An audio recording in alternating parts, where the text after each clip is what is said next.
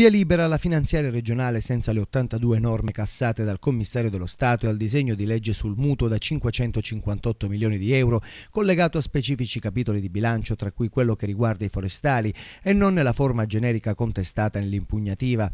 Niente fondi invece per le associazioni, gli enti e le fondazioni inserite nell'ex tabella H, che viene completamente azzerata. Si profilano pesanti ricadute economiche dunque per enti come il Teatro Massimo, l'Orchestra Sinfonica Siciliana, la Fondazione Federico II, ma anche per l'Associazione Allevatori, il Corecom e il Centro Pio La Torre, intitolato allo storico dirigente del PC, commemorato ieri in seduta solenne dall'Assemblea. Ma tagli consistenti ci sono anche per comuni, trasporto pubblico locale, collegamenti marittimi con le isole minori.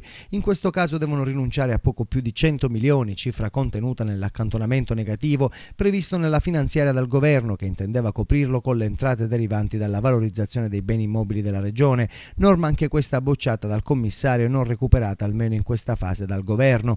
Dopo un lungo pomeriggio di riunioni a Palazzo dei Normanni, l'Ars non è andata oltre l'approvazione dell'ordine del giorno di promulgazione della finanziaria senza le norme impugnate del disegno di legge sul mutuo.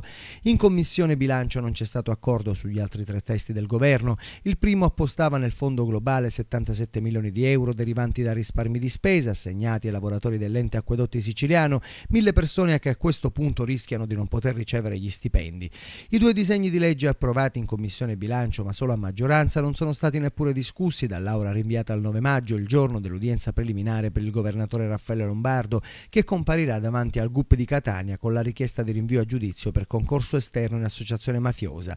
Va ancora peggio per comuni, trasporto pubblico e collegamenti marittimi. I tagli sono confermati. L'unica consolazione è un ordine del giorno del PD approvato dall'Ars che impegna il governo a reperire le risorse necessarie raschiando il barile. Tra i tanti capitoli falcidiati c'è anche quello che riguardava gli ex PIP di emergenza Palermo. I 500.000 euro previsti in finanziaria non ci sono più.